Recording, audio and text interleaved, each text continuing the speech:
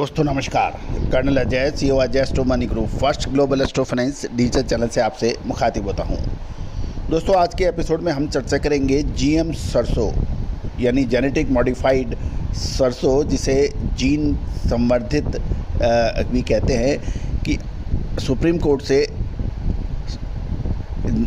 अनुमति मिलेगी या नहीं। जीएम सरसों को अनुमति मिलेगी या नहीं, सुनवाई आज से। जानिए पूरी रिपोर्ट विस्तार से। दोस्तों अजय एस्ट्रो मनी गुरु देश का पहला चैनल है जो 42 कमोडिटीज 5 मार्केट पर आपको अपडेट और विश्लेषण देता है। दुनिया की हर महत्वपूर्ण खबर आप तक पहुंचाने का प्रयास करता है। जानिए रिपोर्ट विस्तार से। दोस्तों खबर निकल के आ रही है कि सुप्रीम कोर्ट जीन संवर्धित यानी जेनेटिक मॉडिफाइड सरसों की खेती की अनुमति भारत में दिए जाने के खिलाफ दायर अहम याचिकाओं पर मंगलवार से सुनवाई शुरू करेगा। 2 जजों की बेंच की ओर से जुलाई में विभाजित फैसला दिए जाने के बाद 3 जजेज की जस्टिस अभय एस ओका, जस्टिस सुधांशु धूलिया और जस्टिस उज्ज्वल भुइया की विशेष बेंच सामाजिक कार्यकर्ता अरुणा रोड्रिक्स और गैर सरकारी संगठन जीन कैंपेन की याचिकाओं पर सुनवाई होगी। दोस्तों महत्वपूर्ण ये है कि क्या कहते हैं किसान संगठन और सामाजिक कार्यकर्ता जीएम सरसों के बारे में, ये भी जान लेते हैं। जीएम सरसों की भारतीय खेती के लिए नुकसानदायक बताकर किसानों का बड़ा वर्ग और पर्यावरण से जुड़े लोग विरोध में खड़े हैं।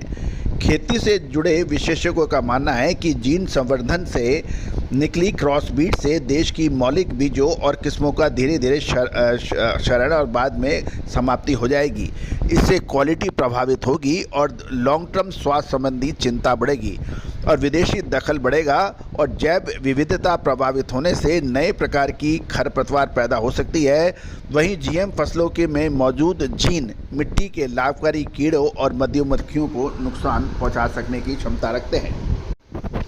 याचिकाओं में मांग की गई है कि स्वतंत्र विशेष निकायों की ओर से सार्वजनिक डोमेन में व्यापक पारदर्शिता और कठोर जैव सुरक्षा के प्रोटोकॉल तैयार होने तक किसी भी प्रकार के जीएम फसल की अनुमति पर रोक लगाई जाए।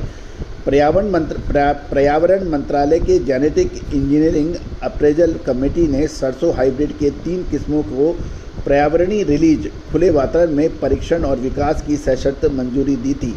इस चुनौती दिए जाने पर सुप्रीम कोर्ट ने यह कहते हुए विभाजित फैसला दिया था कि जीएम फसलों से जुड़े शोध खेती व्यापार के लिए राज्यों को शामिल करते हुए राष्ट्रीय नीति तैयार करनी चाहिए।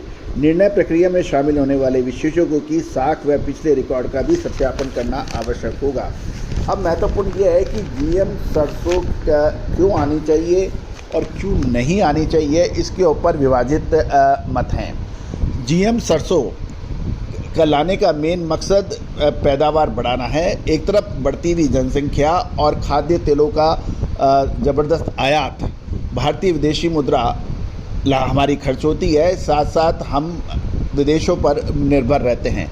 ध्यान दीजिए कि भारत की खाद्य तेलों की आवश्यकता की पूर्ति लगभग 2/3 भाग आयात से पूरा होता है, क्योंकि हमारे पास तिलहन की इतनी फसल नहीं है कि हम अपनी पूरी जनसंख्या को खाद्य तेलों की पूर्ति कर पाए या उसमें आत्मनिर्भर बन पाएँ।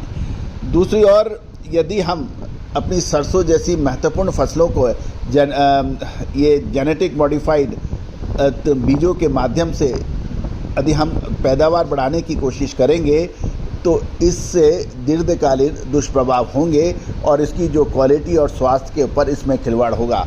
दोस्तों ये अलग अलग मत हैं, आपका क्या मत है? यदि आप किसान हैं तो क्या जीएम सरसों आपकी खेती को बर्बाद करेगी या आबाद करेगी? अपना कमेंट बॉक्स के लिए व्यापारियों को आप और निवेशकों आपका क्या कहना है कि जीएम सरसों के ऊपर क्या सरकार को रोक हटा देनी चाहिए? जीएम सरसों को भारत में आने की इजाज़त मिलनी चाहिए या नहीं? क्या पैदावार बढ़नी चाहिए या नहीं? लेकिन पैदावार क्वालिटी के शर्त पर बढ़ना उचित नहीं है। तो दोस्तों आपका क्या कहना है कमेंट बॉक्स में अवश्य लिखिएगा। All the very best, good luck, happy trading.